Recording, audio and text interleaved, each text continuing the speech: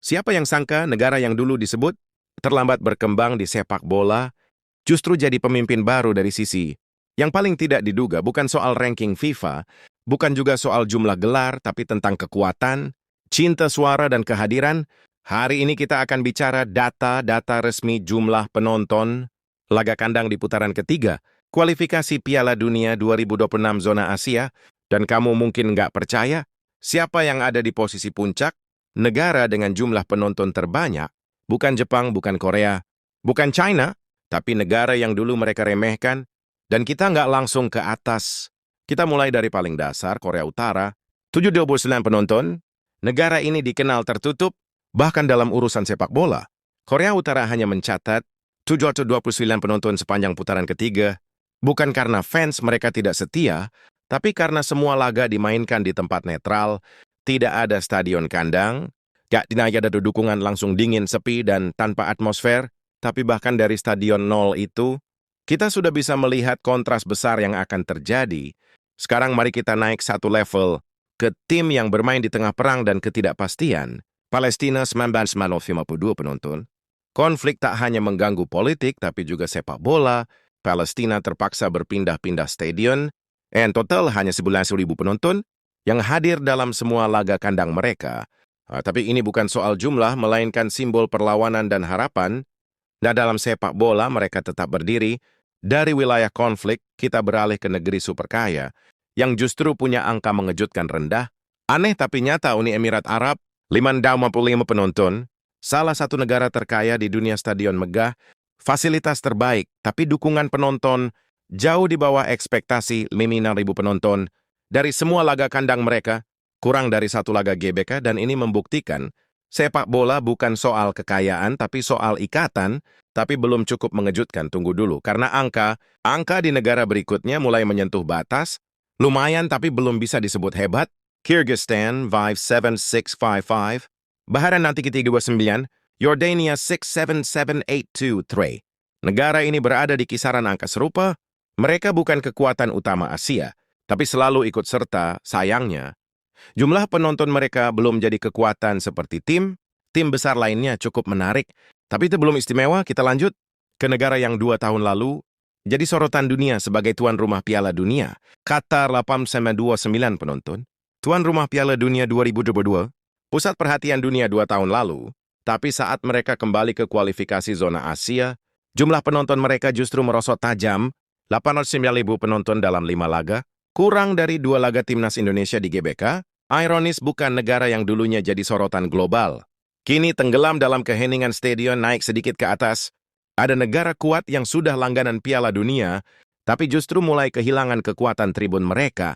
Iran 94 Warden 9 penonton, negara kuat, langganan Piala Dunia, tapi atmosfer di stadion mereka tidak ada sebanding dengan statusnya. 94.000 penonton, bukan angka kecil tapi masih jauh dari puncak.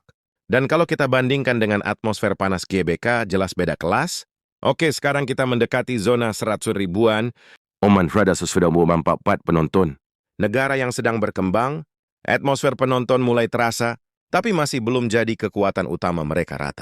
Rata hanya sekitar 2-3 ribu penonton per laga.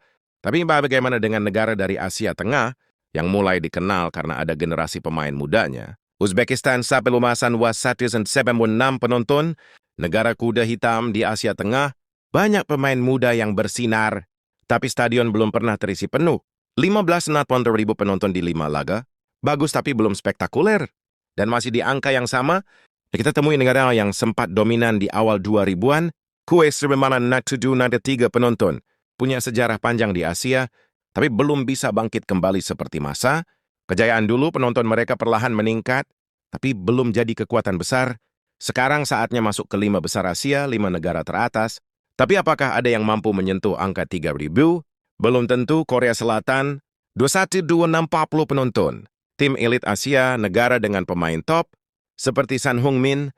Liga mereka berkembang pesat dan supporter dikenal sangat loyal, tapi hanya 21.000 penonton sepanjang putaran ketiga. Lumayan tapi masih kalah dari kita. Dan tapi tunggu dulu, negara berikutnya punya populasi 1,4 teaser. Apa mereka lebih unggul Cina? 25.21 penonton. Cina serius membangun sepak bola, pemain naturalisasi pelatih top, dan stadion mega, tapi hasilnya 25.000 penonton. Oke. Semakin dekat ke 3 Rio. Bagaimana dengan raksasa Asia yang satu ini? Jepang 2 Naksenu 929 penonton.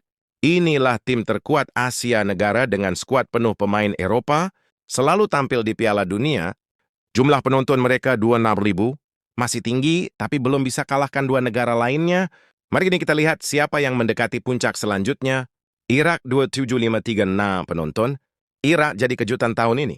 Bermain impresif dan didukung supporter yang militan. 27.000 penonton adalah angka luar biasa. Mereka mencintai tim nasional dengan penuh gairah. Tapi tetap belum bisa sentuh angka keramat 3.000. Sudah 4 negara kita lewati, dan belum satu pun yang bisa menyamai jumlah yang sebentar lagi akan kita sebut Indonesia. 3-2 memain 3 penonton. Juara bukan juara grup, bukan juara kompetisi, tapi juara semangat, juara stadion, juara penonton Asia. Total 32.000 penonton dalam 5 laga kandang. Rata-rata 6.5118 penonton per pertandingan. Angka-angka itu bukan sekedar data, tapi bukti bahwa Indonesia sudah bangkit. Dulu kita tim yang dicemu, sekarang kita yang paling lantang bersuara. Kita nyanyi meski diguyur hujan, kita menang di tribun, kita menang di hati. Dan dunia mulai sadar, Indonesia bukan main-main. Indonesia raja penonton Asia, dan suatu hari nanti Indonesia raja dunia.